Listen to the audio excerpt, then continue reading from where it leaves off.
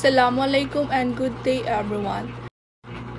Introduction according to Max Fajardo Jr. Max Fajardo is a prominent figure in the field of construction, particularly known for his contributions to construction methodologies and practices. His work, especially the book Construction Method, serves as a crucial resource for students, practitioners, and educators in the construction industry. This review aims to explore the key themes, methodologies, and implications of Fajardo's work, highlighting its relevance, and application in contemporary construction practices. So ayon kay Max Fajardo Jr. ay isang kilalang eksperto sa larangan ng construction sa Pilipinas. At ang kanyang mga akda ay tumatalakay sa iba't ibang aspekto ng pagtatayo mula sa mga pamamaraan ng construction hanggang sa mga praktikal na hakbang para sa epektibong pagplano at pagbuo ng mga struktura. Ang kanyang mga pananaw sa construction ay nakatuon sa mga metodolohiya, materyales at mga hakbang na ginagamit upang matiyak ang kaligtasan, tibay, at pagiging epektibo ng isang proyekto. Sa kanyang akda tungkol sa construction method, tinatalakay ni Max Fajardo Jr. ang iba't ibang mga pamamaraan ng construction na ginagamit sa industriya. Binibigyang diin niya ang mga proseso at estratehiya na kailangan upang matutunan at mailapit sa bawat uri ng proyekto. Kasama na rito ang tamang pagtukoy sa mga materyales, tamang pagkasunod-sunod ng trabaho, at ang paggamit ng mga makabagong teknolohiya upang mapadali ang construction at masiguro ang mataas na kalidad ng resulta. Isa sa mga layunin ng kanyang akda ay maipaliwanag ang mga pangunahing konsepto sa construction, tulad ng mga hakbang sa paggawa ng plano, pagsusuri ng lugar, at mga kritikal na aspeto na kailangan isaalang-alang sa bawat yugto ng proyekto. Sa madaling salita, layunin ni Fajardo na turuan ang mga mambabasa kung paano magplano at magsagawa ng mga hakbangin sa construction ng mahusay at ayon sa mga itinakdang pamantayan. Siya rin ay nagbigay pansin sa pagplano ng mga materyales na ginagamit, ang mga kaligtasan sa lugar ng trabaho at ang pagmamanage ng mga manggagawa at mga kagamitan upang matiyak ang tagumpay ng isang proyekto. Overview of construction method. Fajardo's construction method provides an in-depth exploration of various construction techniques and practices.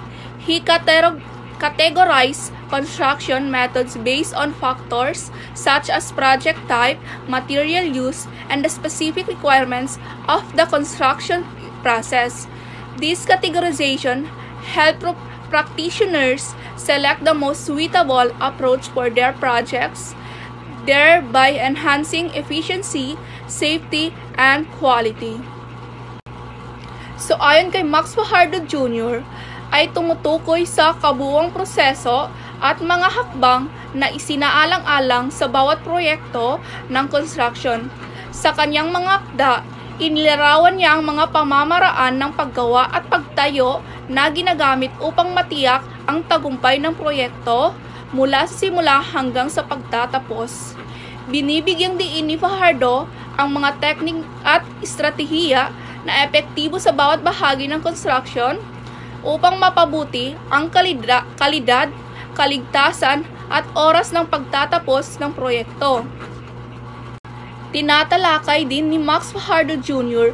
ay nagsisilbing gabay para sa mga engineer, architect at mga kontratista sa pagpapaplano, pagpapatupad at pagtapos ng mga proyekto. Ang layunin ng mga pamamaraang ito ay hindi lamang upang makumpleto ang proyekto, kundi upang tiyakin ang kalidad, kaligtasan at pagiging epektibo ng mga gawaing construction. Planning. According and improve project timelines. Fajardo provides guidelines on how to develop a comprehensive construction plan, including site analysis, resource allocation, and scheduling. So ayon kay Fajardo, ang pangunahing layunin ng pagplano ay upang masiguro na ang proyekto ay matatapos sa tamang oras, sa loob ng budget at ayon sa mga pamantayan ng kalidad at kaligtasan. Tinutulungan din nito ang mga profesional sa larangan ng construction na makagawa ng mga tamang desisyon at maiwasan ang mga problema sa mga sumusunod na yugto ng proyekto. So ayon din kay Fajardo, ang maayos na pagplano ay isang susi sa tagumpay ng anumang proyekto sa construction. Kung ang bawat detalye ng proyekto ay naiplano ng maayos at sinundan ng tumpak, mas malaki ang tsansa na magiging matagumpay at maayos ang takbo ng proyekto. K-construction method. Fajardo discusses several K-construction techniques, including traditional methods such as masonry and wood framing, as well as modern techniques like precast concrete and steel constructions. His analysis includes the disadvantage and advantage of each method, allowing readers to make informed decisions based on their project significations. So ayon kay Max Fajardo Jr., ay tumutukoy sa mga pangunahing pamamaraan o technique na ginagamit sa proseso ng construction upang matiyak ang tagumpay ng isang proyekto. Binibigyang diin ni Fajardo ang mga hakbang na kritikal upang magawa ang isang proyekto ng maayos, mabilis at epektibo habang tinitiyak ang kalidad, kaligtasan at pagiging angkop ng mga materyales. Integration of technology. Fajardo's methodologies can be integrated with modern technologies to enhance construction efficiency. For instance, the use of BIM allows for better visualization and coordination of construction processes, which aligns with Fajardo's emphasis on planning and organization. So ayon kay Max Fajardo Jr., ang integration ng teknolohiya sa mga pamamaraan ng construction ay isang mahalagang aspeto upang mapabuti ang kalidad at kahusayan ng mga proyekto sa pagtatayo. Sa kanyang mga akda, binibigyang diin niya ang paggamit ng makabagong kagamitan at pamamaraan upang mabilis ang proseso ng construction at matugunan ang mga pangangailangan ng industriya.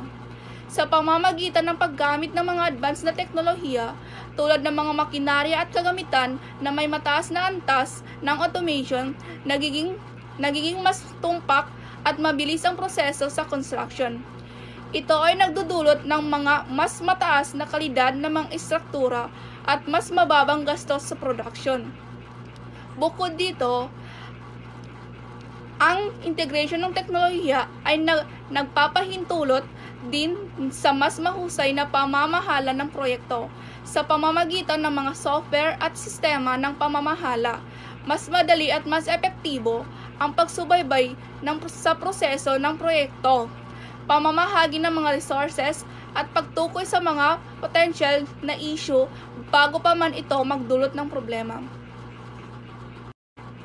Sustainability considerations. Sustainability has become a crucial consideration in construction.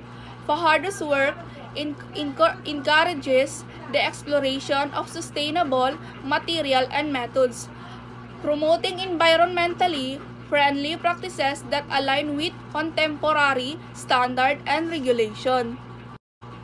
So ayon kay Max Fajardo Jr., ang pagsasaalang-alang sa pagpapanatili o sustainability sa mga pamamaraan ng construction ay isang mahalagang aspeto upang matiyak ang mga pangmatagalang benepisyo sa kapaligiran, ekonomiya at lipunan. Sa kanyang mga akda, binibigyang diin niya ang mga sumusunod na prinsipyo at takbang upang maisakatuparan ang sustainable na construction. Conclusion. Max Fajardo's construction method is a seminal work that provides valuable insights into construction methodologies. Its emphasis on planning, technique, selection, and adaptability to modern practices makes it an essential resource for industry, professionals, and students alike.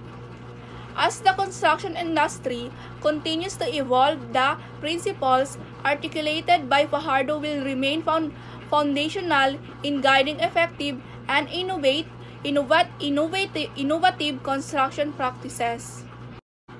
So ayon kay Max Fajardo Jr., sa mga pamamaraan ng construction ay nakasalalay sa tamang balanse ng tradisyonal na kaalaman at makabagong teknolohiya. Binibigyang diin niya ang kahalagahan ng pagsasanay at patuloy na edukasyon ng mga manggagawa upang mapanatili ang kalidad at kaligtasan sa bawat proyekto. Sa pamamagitan ng integration ng mga makabagong kagamitan at pamamaraan, maaring mapabuti ang kahusayan at pagiging epektibo ng proseso ng construction. Gayunpaman, mahalaga ring isaalang-alang ang mga aspekto ng sustainability upang matiyak ang mga pangmatagalang benepisyo sa kapaligiran at komunidad.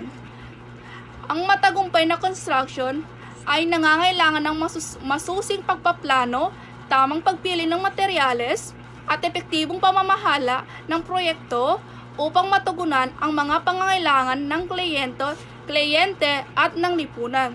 So, that's all po. Thank you.